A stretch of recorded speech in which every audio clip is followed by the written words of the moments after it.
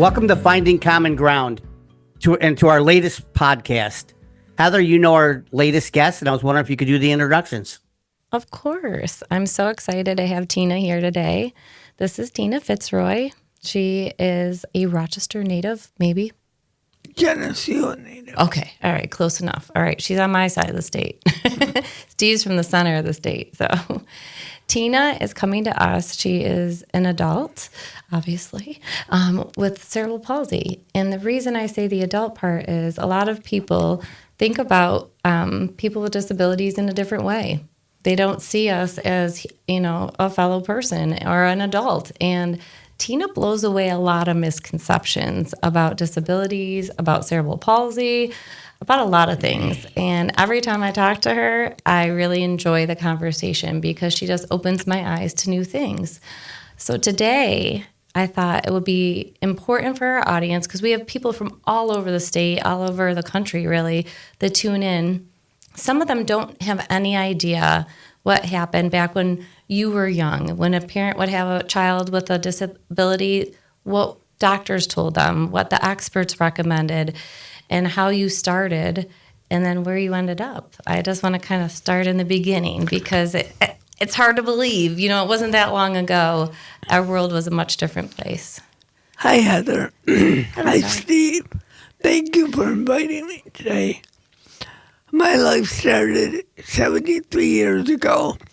So I was born in 1951. So I'm an antique. That's really old. I remember at 65 getting my Medicaid card and just crying. Oh, no. So I was born in Geneseo, New York, when people with disabilities were around. I was premature. I weighed 4 pounds.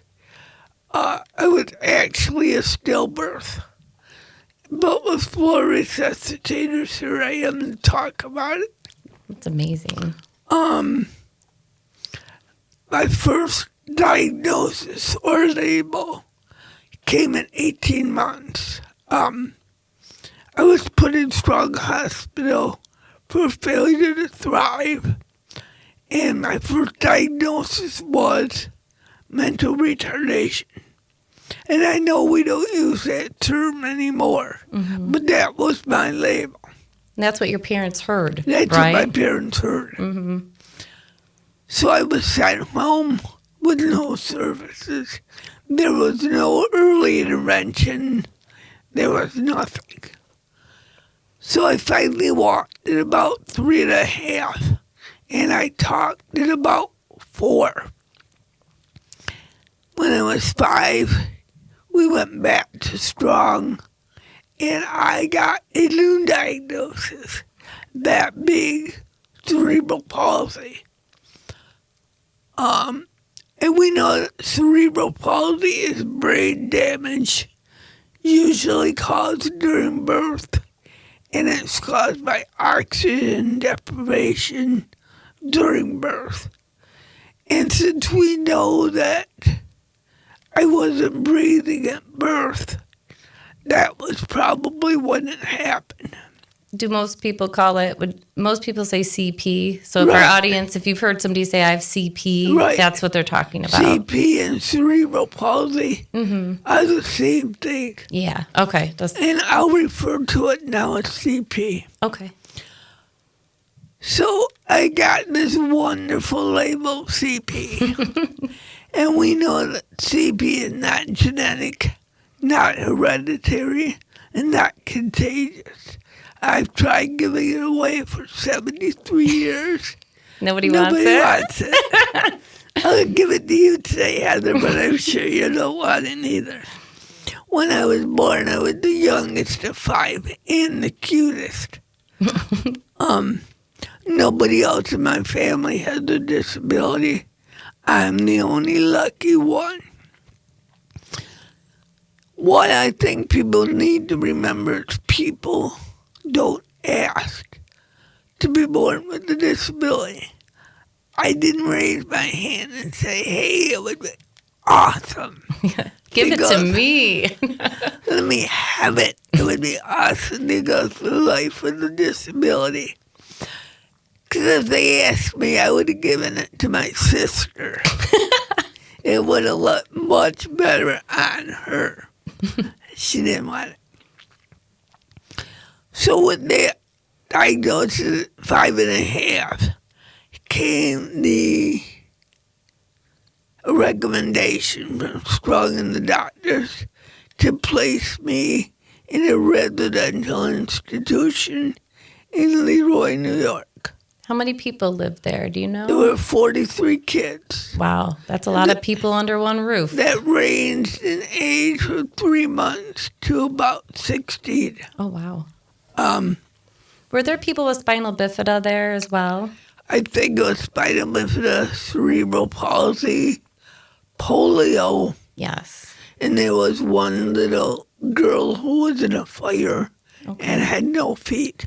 Okay, because I asked because I worked with some people at the hospital at Monroe Community, and I remember them talking about Leroy in the home. So, right. I think, there were several people from us.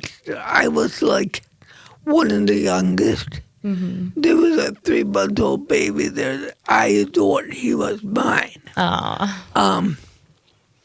I hated it. I still have very large abandonment issues because of that year I spent there. Mm-hmm. So I was there a year, and I like to say that's where I became a self-advocate and a brat. It's okay to be a brat, right? And my mission was to bust out. Mm-hmm. I went home about every other weekend, and that was very, very hard on my parents. Because I was a pretty happy kid until about Sunday night at 6 o'clock. And then I realized I had to go back. And the crying and the yelling and the screaming started from Geneseo all the way to Leroy. If I could have you pause for just a second, I'm trying to think from the parent perspective. I know they were told this is where she'll get the best treatments. This is, where she needs to be for therapies. But did they want you to be there? Well, what do you think was going on in their mind? Because it had to be so hard with you crying to drive you back there and drop you off. I think they were listening to the doctors. Yeah. Everybody told them that's where I belong, that people in Geneseo wouldn't accept me, the school wouldn't educate me, and this is where kids with disabilities went. It's interesting you say that, and I've shared this part of my story a few times, but my sister was born in 1979, and my father knew she had disabilities, but he worked in the school system, and he did not tell anybody she had autism because he was so afraid she wouldn't go to her neighborhood school and that she could be sent away. So I didn't know the diagnosis. I was younger too, but I say that's when I became a self-advocate because Erin didn't fit neatly in a box. We didn't know what that word meant then, but we weren't going to send her away. But that was a very conscious choice with my dad because he had perspective. He had worked with hundreds of children at that point. And my parents had no perspective.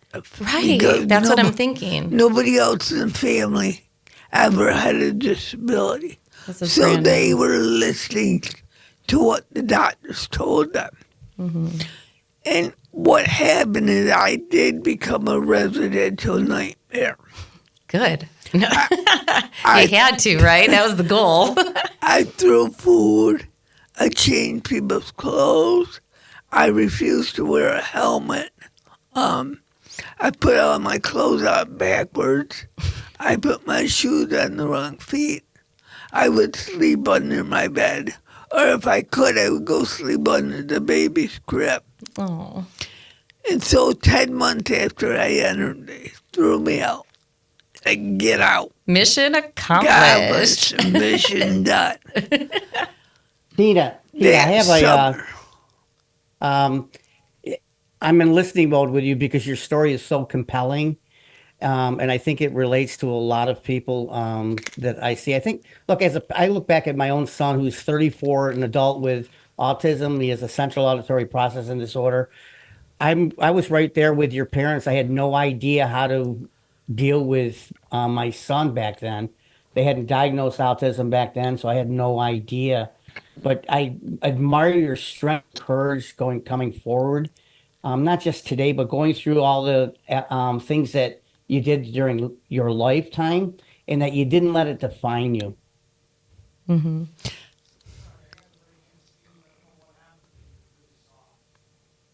Oh,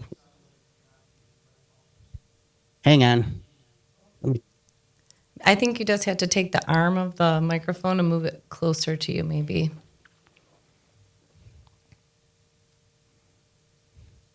I think that's. Do you hear me now? Yes. Yeah, that's better. Okay. Sorry. How far back do you want me to go? Just start over. Okay. Yes, I think it's remarkable, Tina, that you didn't let what happened to you define you, and that you were able to move on with your life. It's remarkable, and you're an inspiration to many. It's been hard. It's been trying, to say the least. When I entered Geneseo Central, they did not want me at all. My mother at that point realized that institutionalization was not what would work for me. Thank goodness. Yes. So I entered Geneseo in 1957, and I'm giving dates just so people have a reference of when and where. It's so important because look at I said 1979. Right. So by the time my sister was in school, it was the 80s. Right. So we were still worried in the 80s about what happened to you. And they had no idea what to do with me. So what they did was they just didn't talk about the disability. Because if we don't talk about it, we don't need to give her services. So I went through grammar school and high school with no services. Writing to me was my major disability. I hated to write. It was time-consuming, messy, couldn't keep up in spelling tests or anything. Nobody cared. I mean, that's the sad part. Nobody cared. I was pretty much a loner because if you don't talk about it, children don't understand it. Right. They just see a difference and they have no reason for it. And I walk funny. I talk funny. I drooled a little bit. My coordination was way off. I remember doing player drills. They did get me first and sometimes carry me out. I would say by second grade, by the age of 7, I knew I was different. And so I had a mission, a dream, that I wasn't going to be different, that I was going to be just like everybody else. I didn't know how, but I tried my damnedest. And the first thing I tried was to learn to ride a two-wheel bike, because everybody rode a two-wheel bike. Yeah, that's a big deal. That was a big deal for my daughter, I remember. So my mother worked in Rochester. My mother worked at Kodak. And so I got this tiny bike. It was 16-inch redwood. And walked it up Center Street in Geneseo, which is one of the biggest hills. It's a huge hill. It took me 2.5 hours to walk that bike up and about 10 minutes to come down because I hit all the trees. Oh, my God. I didn't see them going up, but I felt them coming down. And I needed all the Band-Aids in my house. And that night my mom said to me, "Oh, well, and she bought me another bike and more Band-Aids the next day. Oh, that just gave me goosebumps. Why do you do that? Because she saw the ability, not the disability. Unfortunately, when you have a disability, when people see you, when you hear me talk, when you see me walk down the street, what you see is I'm different. Mm-hmm. And what you see is a disability, or what you perceive is very different than reality. Because what people see is that I'm you. If you ask people to say, "Oh, she was drunk," you know, she's drunk all the time. That's drinking 24/7. That's a lot of drinking. Yeah, right. I can't afford it.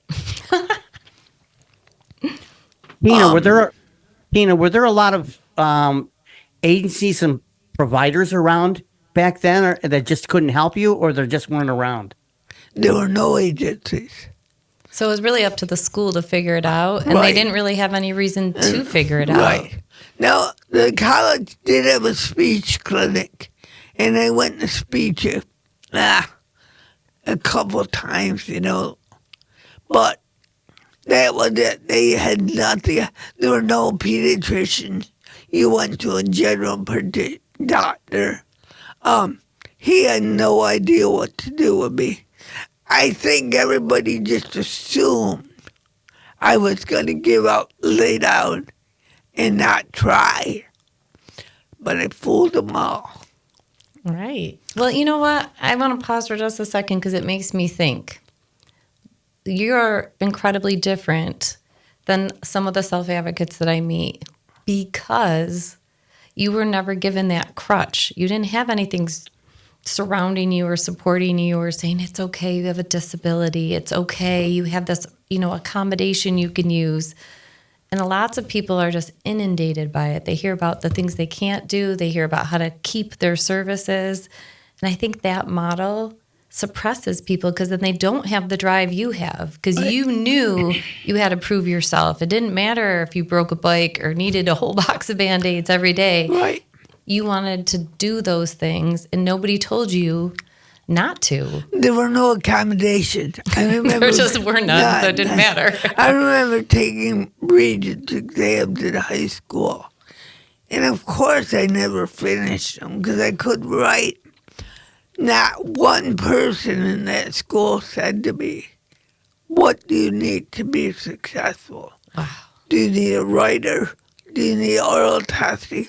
What do you need? They just wanted me to go away. I was a black mark on their school. So I graduated last in my class, but I graduated. Yay. I went off to college in Pennsylvania, and they said to me in October, do you want to take all your testing orally? I said, yeah. That sounds great. And then in my freshman year was a 3.8. But it got to be a religion. What did the Jewish girl know at Baptist college? Nothing. I remember being in high school and I really wanted to fit in. I wanted so bad to be normal. Because I heard the word normal and I couldn't get there. I had friends, but no good friends. No best friends to tell secrets to. Mm-hmm. I wanted to date. Nobody would date me. I wanted a senior ball or junior prom. Nobody would take me. Today we take them, but I think we need to take them not to be heroes, but because we have a meaningful relationship with them. Exactly. We don't take somebody to the senior ball to be a hero. Wow, look, I took this person who has a disability and I'll be king and queen and I'll be a hero. Right. I don't want that. It's not a TikTok video, right? No, it's life. It's life. It's real. Have a meaningful relationship. So my goal was to be a preschool teacher. Geneseo said, yep, you can come to our program. You got that 3.8. And a year later, they said, nope, you're done. I said, I'm done. They said, your speech is too poor. It will have a negative impact on children, and parents won't like it. I was devastated. I bet. So I went back to my dorm room. I packed all my shit up. I called my mother and said, come get me. I'm done. I couldn't do it anymore. I couldn't fight the system that didn't want me. And I was going to say, in your whole life up until that point Was fighting. was fighting. And at one point, you had to be like, I don't want to fight I was anymore. tired. Yeah. I was really tired. And you were getting the grades. Yep. You know, you would think that mattered. Nope. So the next year I said, okay, if you get a car and you drive, you'll be normal. So that, you know, that was like learning to ride the bike. Lots of trees. No. Lots of trees. The permit test was easy because it was multiple choice, and I got 100. Driving test, not so easy. 5 had driving test later. Because I'm stubborn, Steve, and Heather, I told you. That's good. I got a car. My grandmother bought me a brand new Volkswagen Orange Bug. Oh my goodness, that's perfect. And then my mother gave me a year off. And then she said, all right, back to college. You can drive there. You don't have to live there. You don't have to worry. What do you want to do? I said, I have no idea. You pick it. She said, well, you really like people. Why don't you get a degree in sociology? So that's exactly what I did. I got a degree in sociology, and it qualifies you to do nothing. I was going to say, what do you do with that degree? Nothing. And then, you know, I had jobs throughout adult. I drove a Skippy ice cream truck because you need a sociology degree to drive an ice cream truck. that worked on the application. They're like, oh, good, sociologist. And then I went to Photomat, which was the old picture islands where people brought you their film. Yes. And then I said, okay, I want a real job. So I went to an employment agency. That was a mistake.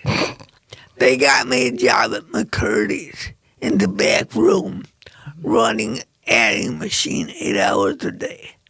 Now, somebody with a coordination problem can't do it. That I need to pause there because I think a lot of times we look at people, and I don't want to name the agency that helps with vocational training and put them in any kind of negative light. They were no help. But it's funny because, you know, I'll look at somebody who has motor delays or motor planning issues, and then they say, we're going to put you in the laundry room and you can run the machines and fold the laundry or make the beds. And I think that's the hardest thing for them to do. You've actually taken the hardest part and made that their job, and they have to do it over and over and over again. So It was crazy. Then I finally got a job at the Advocacy Center, and that's where I really came to life. I was an advocate for people with disabilities for 30 years in Rochester. And that's where people got to know me. But I did one stupid thing when I was about 25. It was really dumb. oh no. I got married to a jackass. That was really a bad move. We've all done that before. He was an alcoholic and pretty abusive. So I was a survivor of 18 years of pretty bad domestic abuse. Did you feel like you had to settle? Yes. You wanted the normal things in life. Right, and that was normal. And somebody recently, I think Maggie brought it up. Well, why didn't your father do something? And I think my father didn't do anything. Number one, he didn't like the fact his daughter had a disability. My mother was a great advocate. My father was embarrassed. So I had two different things to balance. And I think what happened, I think he cared. And he thought, well, at least somebody married her and took care of her. Yeah. But he didn't take care of me. He beat me. Mm-hmm. After 18 years, I did one more normal thing and I got divorced. And I said, you're done, buddy, out. Good for you. And then I met Tom. And he did give me 3 wonderful children. So I'm the mother of 3 and the grandmother of 8. And I think that's a real accomplishment for somebody who has a disability. Someone who's placed in an institution as a Right. child and locked away, right? I mean, Right. that is. And the interesting thing is home is my safety net. I can go inside those walls and not have to worry about people laughing at me, people staring at me, because that still happens today, Heather and Steve. I still get stared at. I still get laughed at. I don't have a lot of friends. I'll be married 25 years to Tom on Thursday. Oh. He's my absolute best friend. He believes in me. So I had 3 people who really believed in me. One was my mother. One was a teacher. She taught 7th grade history and was in the school 6 months, but really, really believed in me. And you still remember her. Oh, I still have a relationship with her. Good. She came to school one day and she said, would you like to come to my house and make cookies? I thought this lady is crazy. Who invites somebody with cerebral palsy to make cookies? People with CP and flour don't belong in the same room. No. So I went to her house and I made cookies. And what she had always said to me is, you do things differently, but the end result is always the same. Such a powerful It's lesson. power. And it's true. People with disabilities don't fit in our square boxes. They don't even fit in the round ones sometimes. They got to be a little jagged here and there. Yeah. And she really taught me, things. You can do anything you want. You do it differently. The end result is always the same. And I'm thinking Devin now with the speller. Yeah. She talks differently. The end result is she's communicating. Exactly. Yeah. And that she's being heard. Right. You were at someone's house Right. making cookies. Right. And that was the goal, right? To have a relationship. And so to do 60 things. years later, I still have a relationship because what she saw was the ability, not the disability. And that's what people got to look at. What are people's abilities?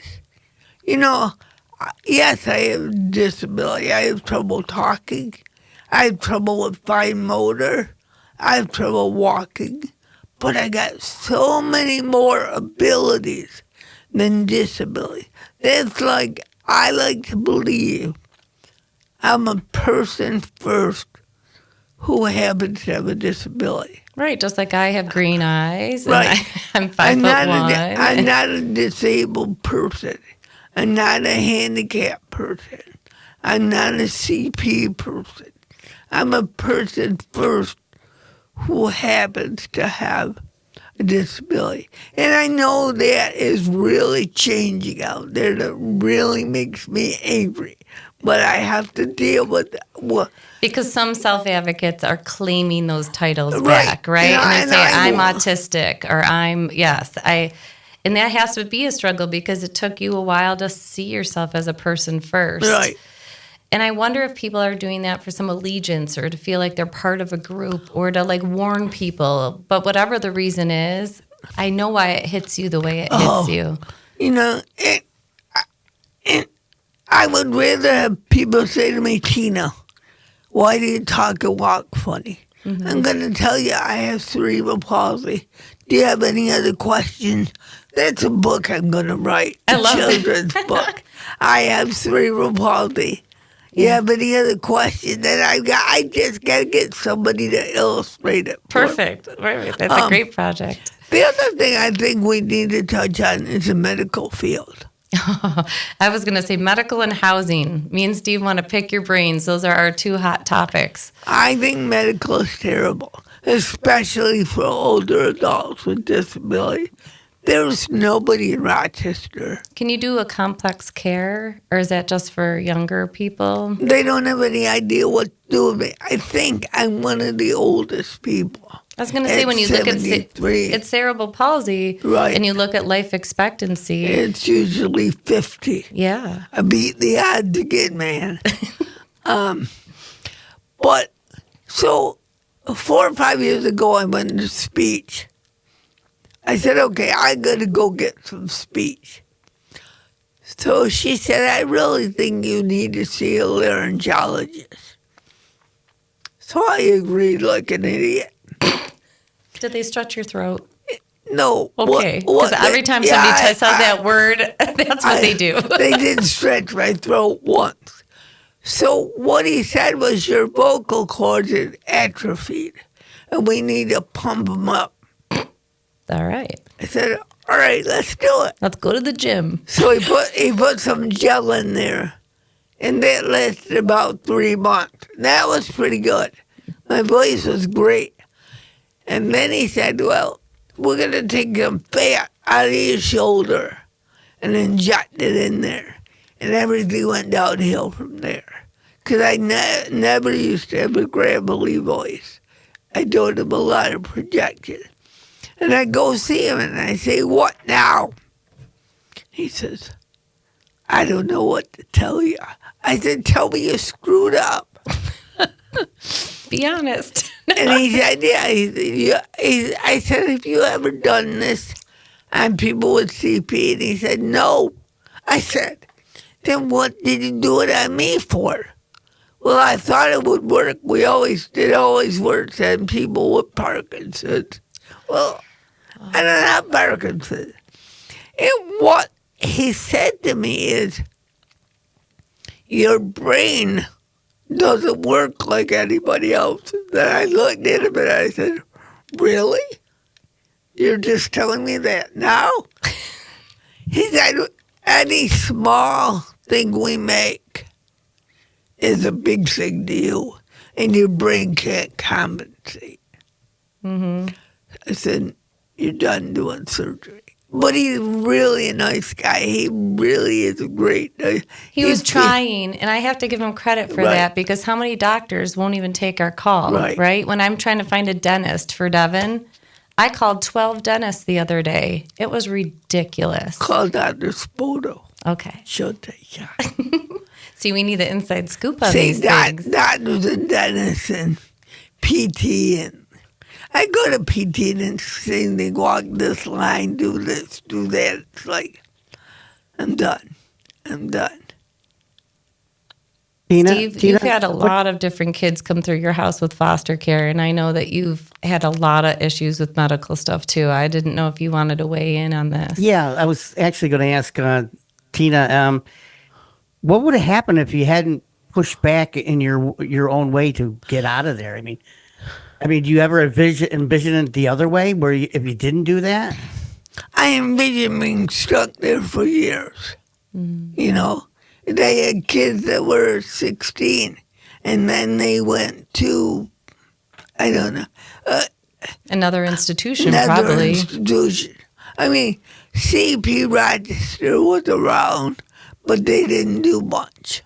You know, I probably would have become very quiet, withdrawn, and no fight. I think I had to fight, Steve, from the day I was born. You had to fight, right? And yeah, you have Good to for fight you. constantly. What's very interesting to me is about 10 years ago, I just want to go back to school for 1 minute. I get this letter in the mail, and it says, you've been nominated for the Hall of Fame at Geneseo Central. And I looked at it, I thought, are these people crazy? After your experience They there, didn't, right? want, they didn't want me to begin with, and now they want to put me in their Hall of Fame. I would have gone just to do the speech. I went and I said, you know, it's unfortunate that 50 years ago you couldn't recognize a disability, but today you can. It's true. It is. It is. Tina, I wanted to mention a story. I don't know if Heather told you that we do, we do therapeutic foster care, and we went to Pennsylvania and helped get a child out of there that was aged around 15. He was put in there for having schizophrenia and having seizures. And no, because of those diagnoses, no facilities would take him in New York State, and he had to get back here because he had one family member left living, and we wound up taking him back in here. Do you know what is sad? Come to find out, that child who's now 20, still in my home, never had schizophrenia and never has had seizures, and he was defined back then with both of those disorders that Because kept what him. happens is you give them those antipsychotics and they can give you a medical condition. And he was on, I'm sorry to interrupt. no, that's all right. He was on 28 meds, Tina. He's now on 3. And it makes me wonder that how many more of those kids are out there in those spots that can't get out of those facilities. Or They how many look more so complicated, right? They look Right. like they need a lot of things.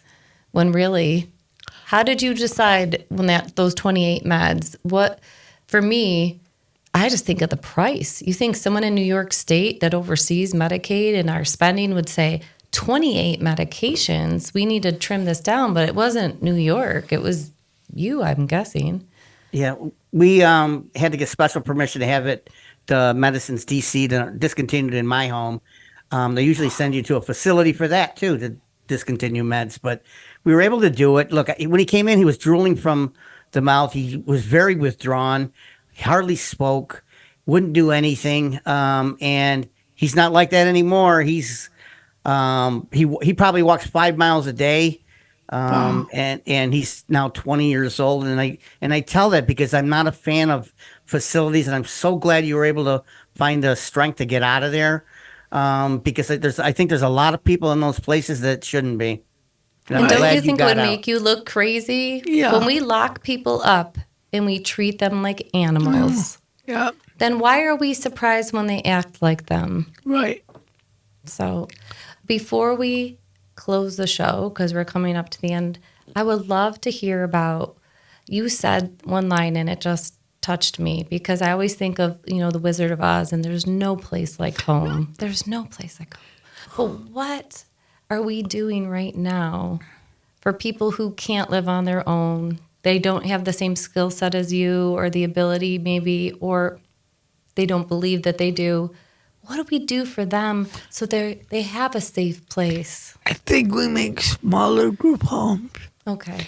2 people, or, would you want to live with 5 people you don't know? I definitely wouldn't want to share my bedroom with 2 or 3 people I didn't know. I think we need to make smaller homes. We need to get appropriate staff who care. We need to give those staff a good wage. But we got to start putting the puzzle together. The people with disabilities are entitled to the same level of living and care and working and inclusion as everybody else. Again, they do things differently, but the results will always be the same. Give them what they need. Ask them. Yeah. Don't assume you know what they need, because I need something different than you need. My home has 2 people in it, my husband and myself. And when I go in their home, it's my safety net. Mm-hmm. Now, we have a campsite in Holly, which is ours. You would think it would be the same thing. But after 3 days, 4 days, I need to get home. That's where really you have it perfect for you, right?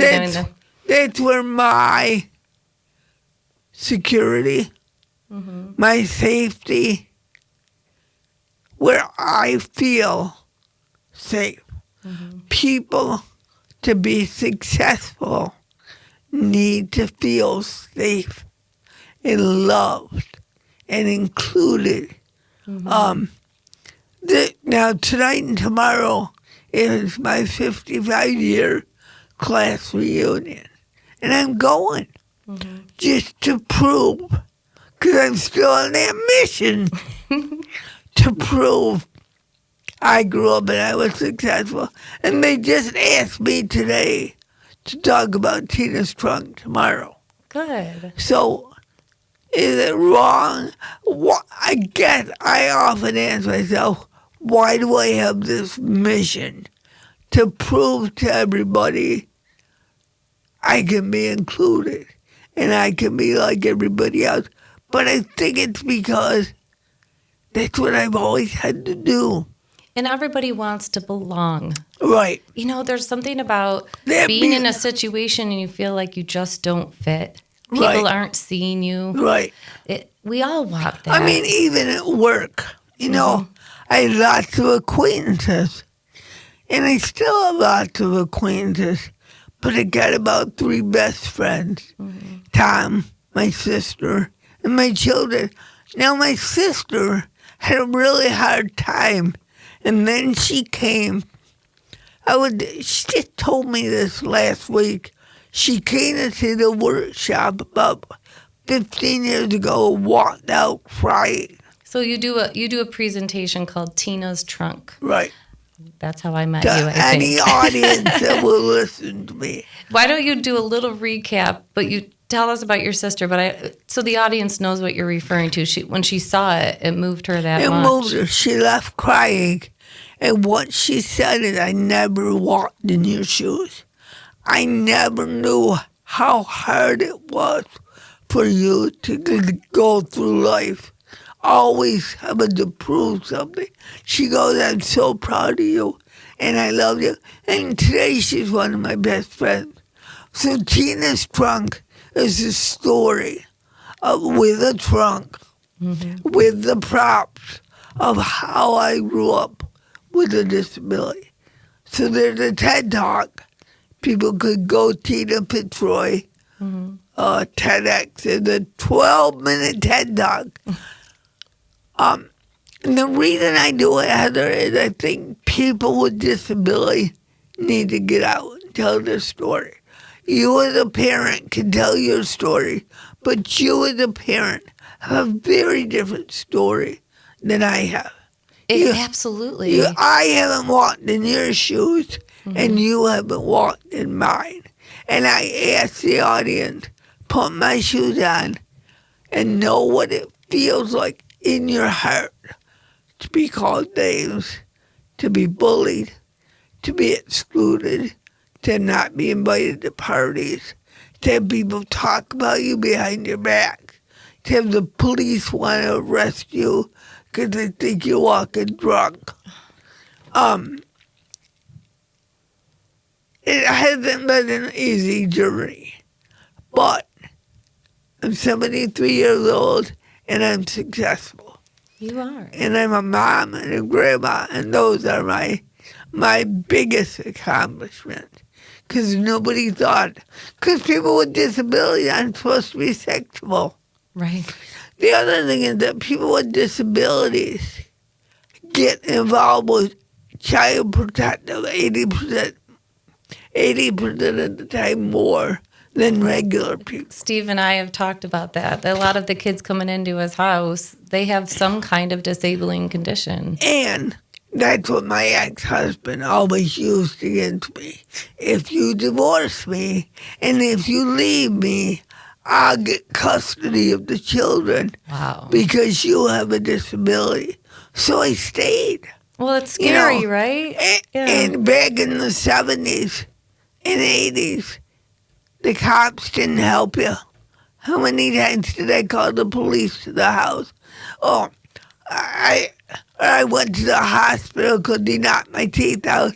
And he would say, oh, she fell down the stairs because she has CP. Did they ever take us in separate rooms? No. No. People with disabilities aren't qualified people. I was just going to say for people, and I mention this a lot, that there's a separate system for people called the Justice Center. So in New York State, if you have a disability and something happens to you, we don't call 911. The Justice Center investigates But it. are they good?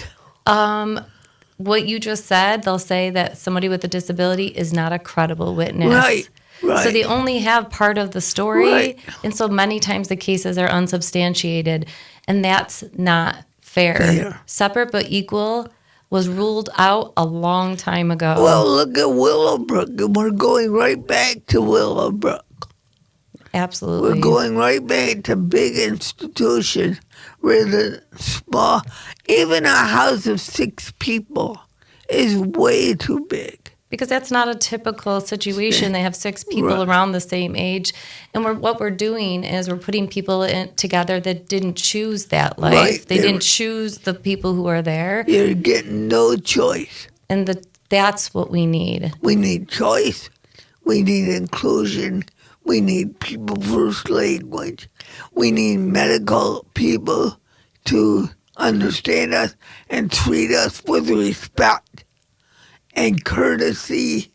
And, I say to my doctor, ask me what I need. When you Don't go into a assume- doctor's office, do they talk to your husband? Yeah, They do that to Devin all the time. And I know that she's just starting her spelling journey. right. But I think she can shake her head yes or no. She has some signs. She can use her device. Ask her. And when we go to the restaurant, the waitress says, what does she want to eat? Ask her. She's sitting right there. Right. So, I love to think the world is becoming more inclusive. Unfortunately, it isn't.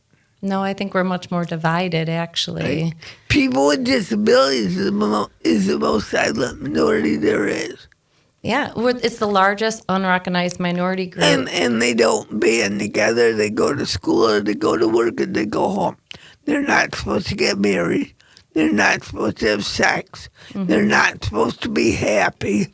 They're not supposed to do this. Or have a glass of wine. Right. But dinner, I remember going out to dinner with somebody who had cerebral palsy, and the waitress said, "Is she allowed to drink?"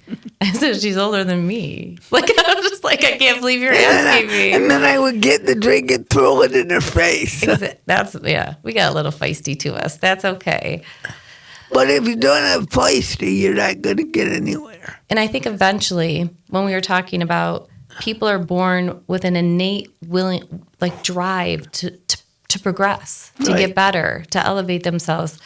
And if you are suppressed or not given supports or you're not accepted, you might look crazy, like the young man that, Steve brought to his house, or you might finally break.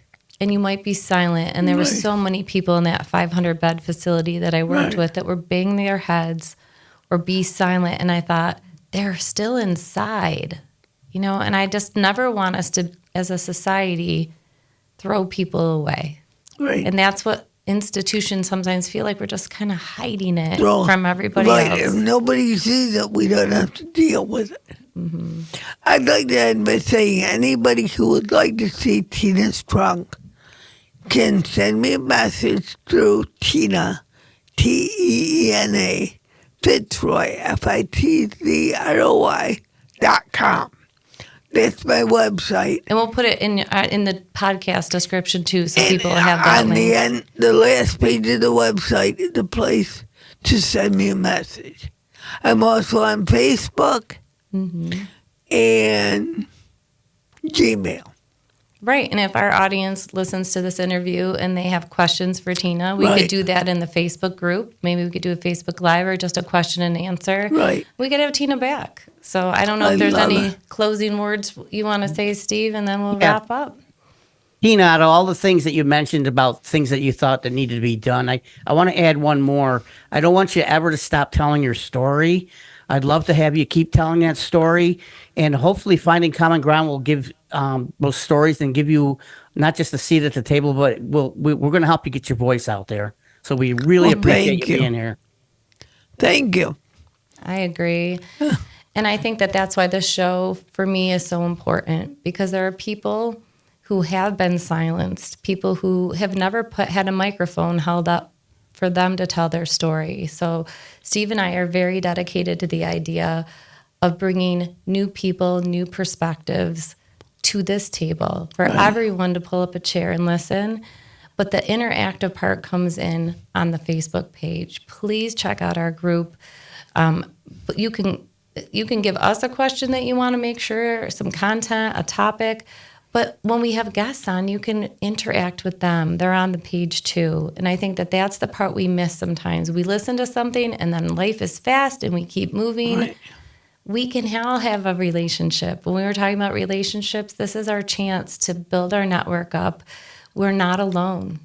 And there are people who will care about us if we share about ourselves and we'd be a little vulnerable. So thank you, Teena. Oh, you're welcome. You always give it to me straight. You never sugarcoat it, but you're funny. And that helps, right? Humor's a good thing. So thanks for coming. Humor has kept me going. Yeah, we need it. We need it. So It was very nice I to meet can't- you too, Teena. Very nice, Nice to meet you. you, Steve. yeah, and please tune in again. And if you have something exciting going on in your own backyard and you want to share it with us, please do. We'll see you next time.